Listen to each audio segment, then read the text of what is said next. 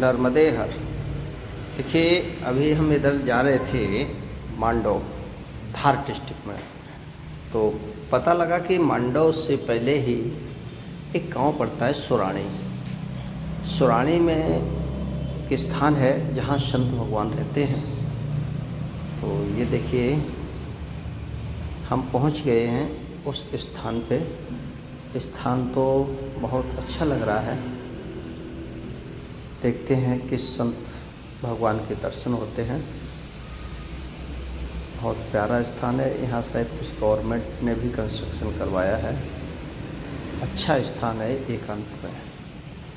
देखिए उस स्थान पर तो कुछ प्राप्त नहीं हुआ, कुछ से मतलब कोई संत दर्शन नहीं हुए, लेकिन वहीं मुझे गांव में बताया गया कि यहीं पास में लगभग 5 से 6 किलोमीटर चलने के बाद एक पहाड़ी पर एक आश्रम है जहाँ संत भगवान रहते हैं।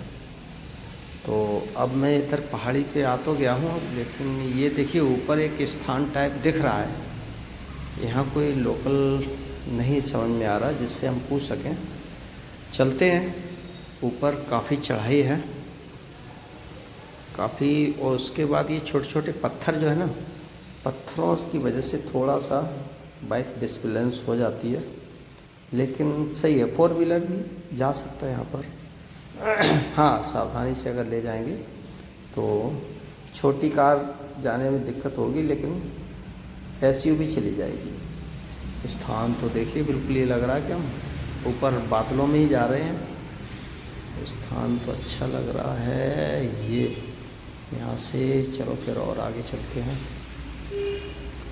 यहाँ तो हमें कुछ नहीं समझ में आ रहा है, सन्नाटा सा ही लग रहा है। चलो देखते हैं। जगह तो भाई बहुत सुंदर, बहुत अच्छी जगह है। क्या बात, अरे वाह, यहाँ का तो दृश्य ही अलग है ऊपर आने के बाद। क्या बात है, बहुत सुंदर। लेकिन यहाँ पर संत महात्मा नहीं है, ना ही कोई आश्रम है। ये कुछ कूप टाइप का बना हुआ है और बहुत पुराना बना हुआ है, जिसकी टिन शेड भी वगैरह दम तोड़ने लगा है। चलिए अब चलते हैं वापस। देखिए ऊपर से नज़ारा नीचे का बहुत सुंदर, बहुत प्यारा। तो चलिए अब हम चलते हैं आगे। यहाँ से आगे कुछ आश्रम दिख रहा था हमें नीचे साइड में। देखिए राइट हैंड पे आप देख रहे होंगे, शायद कुछ लग रहा है ये कंस्ट्रक्शन। वहाँ चलते हैं, शायद कोई संत मूर्ति मिल जाए। यहाँ तो 0 सन्नाटा था, कोई भी नहीं था। तो अब यहाँ से बाइक थोड़ी सी हमें बड़े आराम से उतारनी पड़ेगी, क्योंकि छोटे छोटे कंकड़ पत्थर टाइप के हैं। वैसे भी गाड़ी डिसबैलेंस हो रही थी, अगर फिसल गई तो हो सकता है हमसे पहले हमारी बाइक नीचे पहुँच जाए। जी चलो, स्थान बहुत प्यारा लगा।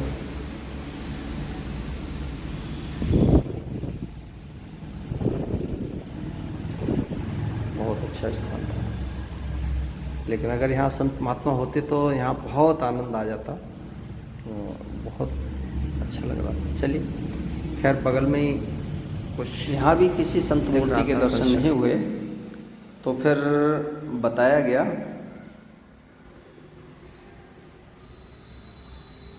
ये राइट हैंड पे चलते हैं। बहुत अच्छा स्थान है, लेकिन यहाँ पहुँचने पर भी जब संत मूर्ति के दर्शन नहीं हुए। ये आश्रम है नर्मदा जी के नाम से, परिक्रमवासियों के लिए भी सेवा होती है। तो इन्होंने यहाँ पर एक शिष्य थे, तो उन्होंने बताया कि आप चिड़ी संगम जाइए, चिड़ी संगम पे संतों के दर्शन होंगे। चिड़ी संगम यहाँ से है लगभग 26-27 किलोमीटर। तो अब मुझे यहाँ से जाना है चिड़ी संगम। टाइम भी अधिक हो रहा है। देखिए ये अच्छा, परिक्रमवासियों के लिए अच्छी व्यवस्था है। और अभी तो चतुर्मास में कोई नहीं है। ये रहा, ये देखिए चिड़िया संगम। ये चिड़िया नदी है, अभी ये संगम नहीं है। संगम तो ये देखिए संगम तो ये पहुंचेगी, ये नदी अभी जा रही है इधर से जाएगी इधर इस तरफ, और यहाँ से पहुंचेगी नर्मदा जी में। ये सामने जो पहाड़ी दिख रही है वहाँ पर है नर्मदा जी, ये देखिए उधर। तो अभी हम लगभग 25 से 26 किलोमीटर चल के यहाँ आए हैं चिड़ी संगम पे। देखते हैं यहाँ संत महात्मा मिलते हैं या नहीं, क्योंकि आज काफ़ी भटकना हो गया हमारा, संत महात्माओं के दर्शन नहीं हो रहे। ये देखिए स्थान तो ये भी बहुत अच्छा लग रहा है, और स्थान तो वो भी बहुत अच्छा था जो पहाड़ी पर चढ़कर गए थे। नर्मदे हर, ये सामने नर्मदा जी का बहुत ही पावन दृश्य, और ये इधर शमशान भूमि, और यहीं पर जिनकी तलाश में मैं घूम रहा था, ये देखिए सुंदर आश्रम, ये बट वृक्ष की छाया में ये खड़ी हमारी धन्नो। और अब चलते हैं इधर, बहुत ही रमणीक लग रहा है, जैसे किसी सुंदर से वन में प्रवेश कर रहे हो। ये देखिए बहुत ही प्यारा स्थान है, बरगद की छाया। अरे वाह, देखिए ना, जिधर आप देखेंगे, देखिए ये पूरा स्थान बहुत सुंदर। चलिए अब संत दर्शन और हो जाए, थोड़ी सी महाराज जी से चर्चा हो जाए, भगवत चर्चा। देखिए स्थान तो बहुत प्यारा है, चलिए करते हैं महाराज जी के दर्शन। वाह, रास्ता तो और भी होंगे, एक ये रास्ता जो देखिए कहाँ से होके, ये भगवान जी, अरे वाह, उधर सुंदर वन और इधर सुंदर स्थान, ये है। हाँ हो, जय भगवान की। और ये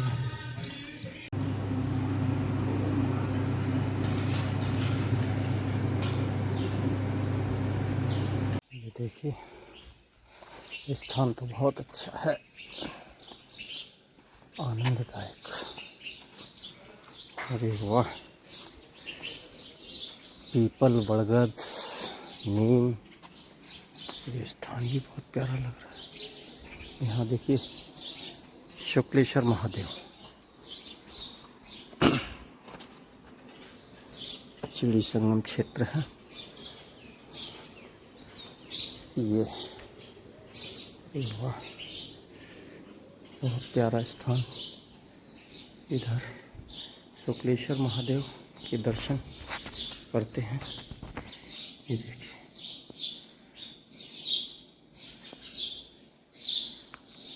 और फिर इधर आ जाते हैं।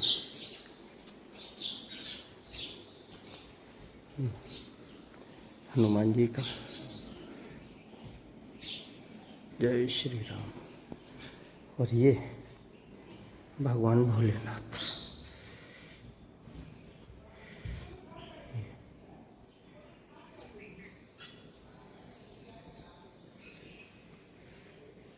करते हैं आइए महाराज जी से कुछ चर्चा। नर्मदे हर भगवान। नर्मदे नर्मदे, हरि ओम हरि ओम हरि ओम। महाराज जी अपना शुभ नाम? औघड़ शिव शंभू बाबा। औघड़ शिव शंभू बाबा। तो यहाँ महाराज जी नर्मदा क्षेत्र में कैसे पधारना हुआ, क्या परिक्रमा कर रहे हैं आप? मैं मैया की परिक्रमा में हूँ। अच्छा, मैया की परिक्रमा में है। मैया की परिक्रमा इसलिए किया जाता है कि मैया का दूसरा नाम है मोक्षदायिनी जी। मोक्षदायिनी जी। सबसे बड़ी हम गंगा मैया मानते हैं जी। पर वहाँ जो मेरा पाप है वो पाप ही धुलाई होती है, मोक्ष द्वार तक नहीं पहुँचते, मोक्ष नहीं मिलता। तो मोक्ष के लिए माँ नर्मदा मैया का उत्पन्न हुआ है। ये खुद भोलेनाथ की पुत्री है। ये जब धरती पे भोलेनाथ ने उसको भेजा तब उसको वरदान मांग कर भेजा था, वचन लेकर कि मेरे कोई खाली दर्शन करे तब मोक्ष मिल जाए। तो विश्व के अंदर ऐसी नर्मदा मैया नदी जैसी कोई नदी नहीं है मैया, विश्व के अंदर। विश्व के अंदर जी। सबसे बड़ी मानते हैं गंगा मैया, तो गंगा मैया को भी नर्मदा मैया के पास आना पड़ा। अच्छा जी। ने 33 करोड़ देवी देवता का जी। वास नर्मदा खंड के अंदर है। अच्छा अच्छा। नर्मदा मैया के कण कण उसका जो पत्थर है जी। उसको आप घर पे ले जाकर पूजा करो, उसके कोई प्राण प्रतिष्ठा करनी नहीं पड़ती है, स्वयं बुद्ध भोलेनाथ का वास रहता है। स्वयं शिवलिंग का वो होता है और प्राण प्रतिष्ठा नहीं होती है। घर के अंदर जो पूजा पाठ करनी है जी जी। तो नर्मदेश्वर शिवलिंग ही चाहिए। घर में अगर छोटे शिवलिंग रखते हैं तो नर्मदेश्वर होने चाहिए। नर्मदेश्वर होना चाहिए जी, क्योंकि घर में जो शिवलिंग लाते हैं उनकी प्राण प्रतिष्ठा लोग नहीं कराते, ऐसे ही पूजा करते हैं ना। ऐसी पूजा करते। दूसरा जी कि माता बहनों है, जी शिव पुराण के अंदर देखो जी। तो माता बहनों योनि किरण वाली शिवलिंग की पूजा नहीं कर पाते। जी जी। जो 8-10 साल के छोटे बच्चे हैं वही खाली योनि किरण वाली शिवलिंग की पूजा कर पाते हैं। जी। એટલે ये जो नर्मदेश्वर शिवलिंग है उसको योनि किरण की जरूरत नहीं पड़ती। अच्छा जी। आप पूजा करते हैं पर जो स्नान करवाते हैं ऊपर जल चढ़ाते हैं, माता बहनों नहीं चढ़ा सकते। पर आज के समय में जो है सब करते हैं। सबके भाषा से सब ने बड़ा बड़ा बनने के लिए जी। डांट देते हैं, એટલે सब चालू कर दिया है, तो किसको समझाएंगे। अच्छा, तो महाराज जी गृहस्थ में मतलब जो हम लोग घर में जो शिवलिंग रखते हैं उसमें जलेरी नहीं होनी चाहिए। जलेरी नहीं होनी चाहिए, केवल शिवलिंग होनी चाहिए। शिवलिंग। अच्छा अच्छा। मंदिरों में जलेरी सहित होता है शिवलिंग। ये महाराज जी पहली बार किसी ने ये बात बताई है। तो महाराज जी अच्छा, और नर्मदा जी की परिक्रमा आप कितने समय से कर रहे हैं? मुझे हुआ 1 साल। 1 साल हो गया। ये प्रथम चतुर्मास है आपका? प्रथम चतुर्मास है। चतुर्मास के लिए भगवान आपने ये देखिए जंगल चुना है ना। जंगल मैंने तो नहीं सुना है, हाँ। मैया ने मुझे स्थान दिया है। अच्छा अच्छा। क्योंकि मुझे चतुर्मास करना था गुजरात के अंदर। जी। अच्छा, लेकिन मैया ने यहाँ भेज दिया। मैया ने ये मुझे चला कर यहाँ तक पहुँचा दिया है। अच्छा। ने एमपी में पहुँचा दिया है, वो भी आधा एमपी तो आ गया मैं। आगे। अच्छा महाराज जी, कुछ हमें अपने औगड़ पंथ के बारे में बताएंगे? क्योंकि औगड़ पंथ के बारे में लोगों को बहुत कम जानकारी है, भ्रांतियाँ बहुत हैं लोगों के अंदर। तो मैं औगड़ पंथ से बताने से पहले जी एक बात और बताना चाहता हूँ। जी।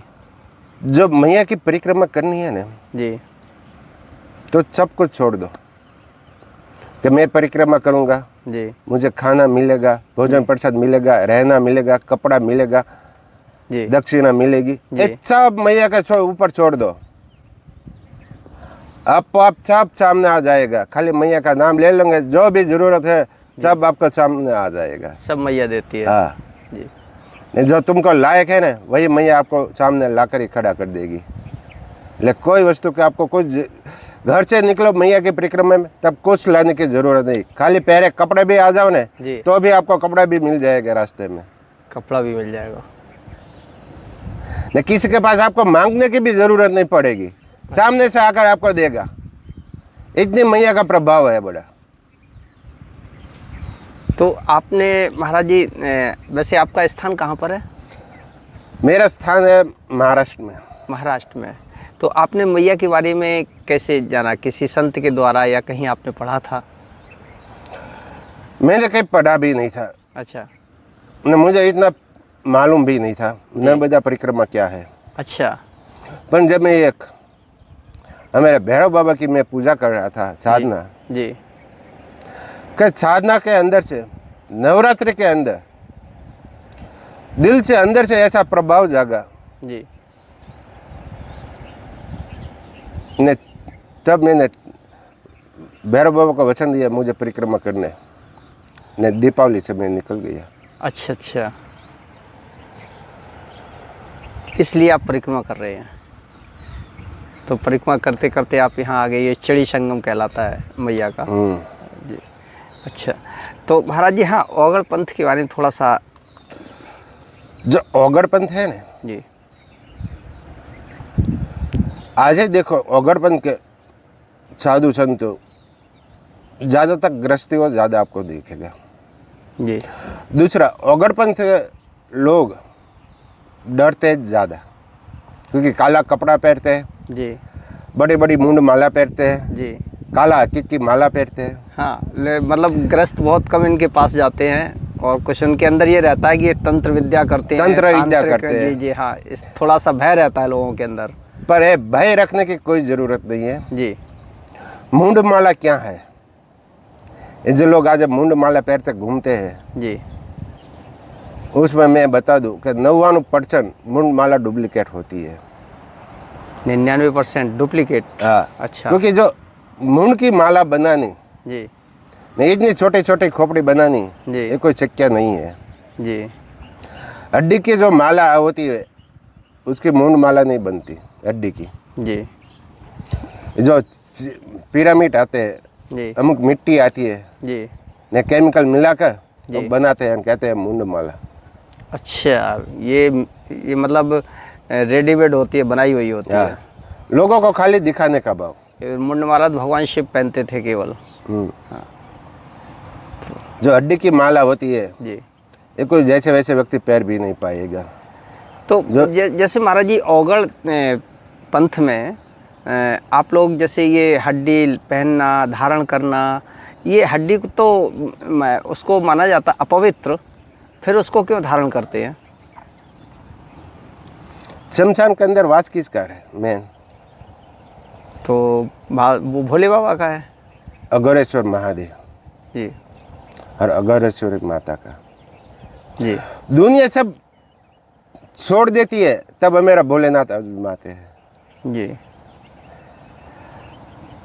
अब छोटे से बड़ा हो गया, बड़े बड़े मेहनत करके बड़ा बड़ा पैसा कमाया, गाड़ी बंगला ऐश आराम सब कुछ जी तुम्हारे परिवार के लिए किया। जी जब एक मिट्टी से, आत्मा से, शरीर से आत्मा निकल गई, जी जी घर के अंदर एक रात भी नहीं रखेगा। वो कहेगा जल्दी उसको जला दो, न कि बांस मारने लगेगा घर में। हाँ बिल्कुल, प्राण निकलते ही फिर तो बहुत जल्दी पड़ती है। जिस व्यक्ति ने जी तुम्हारे पूरा परिवार के लिए जी खाना पीना रहना सब कुछ छोड़कर पूरी मेहनत किया है, जी ने उसको लिए तुम एक रात भी नहीं रखते हो, चल हमें भोलेनाथ आजमाते ले आ जाओ, जी। तो वो पवित्र है कि अपवित्र है? नहीं, वो तो पवित्र सभी को अपनाता है, चाहे तो धनी तुम हो या उसको निर्धन हो। अपवित्र क्यों मानते हो? जब भोलेनाथ खुद आजमाते लेते हैं तो तुम उसकी पूजा करते हो, तो तुम अपवित्र क्यों मानते यही हो? तो महाराज जी समझ में नहीं आता है कि इसको अपवित्र क्यों मानते हैं। शमशान घाट से जाने के बाद घर में प्रवेश तब कीजिए, पहले स्नान कीजिए, ऐसा पता नहीं क्यों धारणा अब बनी मैं हुई। एक दूसरा बात बता दूं, जी जो अंधेरा है जी उसको जलाने के लिए दीपक जलाना पड़ता है। जी घर के अंदर कोई वारिसदार नहीं है, बराबर, उसके लिए एक बच्चा चाहिए, दीपक जलाना पड़ता है जी तो दीपक कब जलता है? माता बहना शुद्ध में होती है तब, कि पीरियड में आती है तब होता है। इसकी महाराज जी विशेष जानकारी नहीं है मुझे। ये अमुक दिन होता है तभी वो कार्य बनता है, तभी वो दीपक उजलता है। जी हैं? जी जो तुम्हारा दीपक वो कार्य से उजलता है तो उसको अशुद्ध कैसे मानते हो तुम? तुम्हारे घर का कुल तो उजाल दे रहे हैं दीपक। अच्छा, कुल का दीपक जो पैदा होता है, जो बच्चा हाँ। पैदा होता है, वो कुल का दीपक, उसकी बात कर रहे हैं आप? हाँ, वो तो अब वही तो महाराज जी समझ में नहीं आता है कि क्या है। लेकिन अब इसमें ज़्यादा आदमी इसलिए नहीं जाता है कि ये तो बहुत बड़ी विचित्र लीला है, जितना इसमें अंदर जाते हैं उतना खोते चले जाते हैं। सभी विद्वानों के अपने अपने तर्क हैं। अपने अपने तर्क है, बात सही है, जी पर शुद्धिकरण मन का रखना चाहिए, शरीर का नहीं। अच्छा, मन से शुद्धिकरण होनी चाहिए। मन से शुद्धिकरण होगा तो जी। सब कुछ होगा, शरीर के शुद्धिकरण से क्या होगा? जिसको शुगर की बीमारी है जी हैं? ये तो मीठा नहीं खाएगा, क्योंकि मीठा से डर लगता है कि मुझे शुगर हो बढ़ जाएगा। जी जी। पर दुनिया कहेगा गलत काम करना है तो कोई भगवान से नहीं डरेगा, तो नहीं डरता है, एक छोटी सी बीमारी से डरता है, भगवान से नहीं डरता, कर्म से नहीं डरता है कभी। जी। इसलिए तो मानस भोगते हैं। जब दुनिया छोड़ देती है ना, तब अब आजमाते हैं इस लोगों को। उसका नाम है ओगड़। अंधकार को उजाला करना नाम है ओगड़। ओगड़। ते आज ज़्यादा तक देखो तो ओगड़ के नाम पे घूमकर लोगों को उल्टा बनाकर डराने ज़्यादा लगे हैं। तो पैसा क्या महाराज ये लूटने वाले। ओगड़ ये जो तंत्र साधना करते हैं, तो ये तंत्र साधना सभी ओगड़ करते हैं या कुछ एक करते हैं? तंत्र साधना एक ओगड़ पंथ में ही नहीं, जी। ज़्यादा तक पंथ में अभी हो गई है। पर ओगड़ पंथ से तंत्र साधनाओं करना जी। बहुत कम पड़ती है, क्योंकि खुद जाकर बैठ गए वहाँ, तो उसको बात किसकी ज़रूरत है। ये तो दुनिया छोड़कर आ गए है, समाज को छोड़कर। जी। बरोबर, खुद शमशान में जाकर बैठ गए हैं। जी। जहाँ तुमको लास्ट में आना है जी, तो जी। उसको पहले बैठ गए हैं वो, जी। जी। तो उसको बाद में उसको क्या ज़रूरत है। फिर भी भगवान करते हैं, हमने देखा कि चिता की अग्नि या जाने क्या क्या होता है तंत्र साधना में, फिर भी करते हैं। और शायद है कि लोग वाग तांत्रिकों से या ओगड़ संतों से इसीलिए दूरी बना के रखते हैं कि उनके मन में एक भय रहता है कि ये ओगड़ संत है, पता नहीं हमारे साथ क्या कर दे। और थोड़े से गुस्सैल भी माने जाते हैं कि ओगड़ संत जो है जिद्दी भी होते हैं और गुस्सैल भी होते हैं, गुस्सा भी बहुत जल्दी आता है, ऐसा कुछ माना जाता गुस्सा ने जिद्दी होने का एक कारण अलग है। है। जी। जब मानस को जो वस्तु की ज़रूरत है जी। न ज़रूरत पूरी नहीं होती ना, जी। तो वो मानस को गुस्सा पाएगा। दूसरा, ओगड़ पंथ वाले को ज़्यादा तक दारू मांस खाना ज़्यादा रहता, क्योंकि शमशान में रहते हैं, कभी खाना मिला नहीं मिला, रोटी मिली न मिली, जी। वो रोटी नहीं मिली એટલે पेट भरने के लिए कुछ ना कुछ तो खाना ही पड़ेगा। तो जैसे महाराज ये दारू या मांस खाते हैं तो इससे साधना भंग नहीं होती क्या? नहीं, अच्छा। साधना तब भंग होती है जब मन अशुद्ध करते हैं, मन विस्तृत करते हैं, जी। तब साधना करने के लिए मन को पवित्र रखना पड़ता है। आप देखो क्षरभंगी क्रिया, जी। हमारे ओगड़पन में एक क्षरभंगी क्रिया आती है, जी। जो क्रिया के अंदर कम से कम 3 महीने की होती है। जी। उसके अंदर कम से कम पानी का यूज होना चाहिए, अन्न का तो नहीं पर पानी का कम से कम। अच्छा। दिन में कम से कम 1 से 2.5 लीटर ही पानी पियो, नहाना धोना नहीं। अच्छा। तुम लेटरिन कर जाने जाओ तो भी हाथ पैर धोना नहीं, पछवाड़ा भी धोना नहीं। अरे पूजा करने बैठो, हाँ। लेटरिन जाकर वहाँ पूजा करने बैठते हैं, वो क्रिया ऐसी होती है। वो होती है मेरी लास्ट क्रिया अघोरेश्वर महादेव को प्राप्त करने के लिए। अच्छा, तो महाराज जी फिर तो शरीर से बहुत बदबू आती होगी, स्मेल आने कुछ लगती होगी। नहीं, अच्छा। क्योंकि हम जिसकी पूजा करते हैं, जी। शरीर की बदबू तब आएगी जब शरीर अशुद्ध होगा तब। पर जब मन ही शुद्ध हो है तो शरीर अशुद्ध कैसे हो पाएगा। महाराज जी 3 महीने व्यक्ति नहाएगा नहीं, आप कह रहे हैं शौच करके आएगा, फिर भी वो पानी नहीं लेगा, ऐसे ही बैठेगा, तो शरीर तो बदबू करेगा। अब तो प्रभु बहुत साधु संतों का आगे गए होंगे। जी। जी।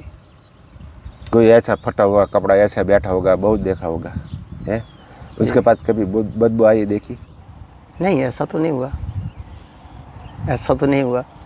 और कुछ अघोर पंथ के साधुओं के साथ भी गया हूँ, हालांकि उन्होंने वीडियो नहीं बनवाए हैं, अलग बात है, लेकिन ऐसा खैर एक मेरे मन में अभी प्रश्न आया, जैसे आपने कहा 3 महीने तक ये साधना होती है, तो अच्छा 3 महीने इस साधना के उपरांत अगर वो साधक अपनी साधना सिद्ध कर लेता है तो फिर उसे क्या क्या सिद्धियाँ मिल जाती हैं? उसको बाद में कुछ करने की ज़रूरत नहीं पड़ती। अच्छा। क्या मिलता नहीं, क्या कुछ करने की ज़रूरत नहीं पड़ती, क्योंकि आज नर्मदा मैया की परिक्रमा करे बाद में कुछ ज़रूरत नहीं पड़ती। जी जी एम ओगरपन के अंदर सरभंगी क्रिया करने के बाद कुछ ज़रूरत नहीं पड़ती, क्योंकि खुद भोलेनाथ के चरणों में बैठ गया है। तो जब भोलेनाथ का ही आशीर्वाद मिल गया अघोरेश्वर महादेव का, तो फिर बाद में क्या ज़रूरत है। लेकिन उसके लिए પછી जो लोगों को मोह माया लालच में फंस गया जी जी तो करते हैं, क्योंकि लालच एक बहुत बुरी चीज़ है। तो उसकी साधना वहाँ अधूरी है, ऐसा नहीं उसने पूर्ण कर लिया। नहीं, ये साधना करने के लिए भी किसी योग्य गुरु की आवश्यकता होगी ना, बिना गुरु के साधना कैसे हो सकती है? बिना गुरु से कुछ नहीं होता है। जी ने जो प्राप्त किया ना, ये भूतनी डाकनी सामान्य साधना हो सकती है, बाकी बड़ी साधना में कभी सफल नहीं होगा वो। आगे बढ़ने के लिए तो गुरु की ज़रूरत पड़ती है, क्योंकि कोई डॉक्टर इंजीनियर बनना है या कोई नौकरी प्राप्त करनी है तो पढ़ाई तो करनी ही पड़ेगी। बिल्कुल पढ़ाई तो घर पे बैठे बैठे करेगा, लैपटॉप पर करेगा, कंप्यूटर पर करेगा, मोबाइल पर करेगा तो होगी कि स्कूल जाना पड़ेगा उसको। जी जी कितना भी होशियार हो, स्कूल तो जाना ही पड़ेगा, कॉलेज को जाना ही पड़ेगा। अच्छा महाराज जी, एक लास्ट प्रश्न, जैसे अगर कोई व्यक्ति किसी के मन में आता है कि मुझे अघोर साधना करनी है, तो उसको शुरुआत में क्या करना होता है? जैसे साधु बनने के लिए तो गए गुरुजी के पास, गुरुजी को दंडवत किया, महाराज शिष्य बनना चाहते हैं, उन्होंने समझा योग्य है तो उन्होंने बस ठीक गुरु दक्षिणा दे दी। तो अघोर बनने के लिए क्या करना होता है? अघोर बनने के लिए जी पहले तो गुरु दीक्षा की जरूरत पड़ती है, जी बाद में सब त्याग करना पड़ता है। जी खाना पीना जो मिला वो खा लो, जैसा रह भोलेनाथ रखे ऐसा रहो। सबसे पहला तो यही है कि जो मिले वो खा लो। हाँ, भोजन मिले, लालच लोग अन्न मोह मिले, माया या जो भी मिले। गन से दूर। जी जी अरे अगर आपको बनना नहीं पड़ेगा, आप बन जाओगे, अपने आप बन जाओगे। चलिए महाराज जी, बहुत अच्छा लगा आपसे मिल करके।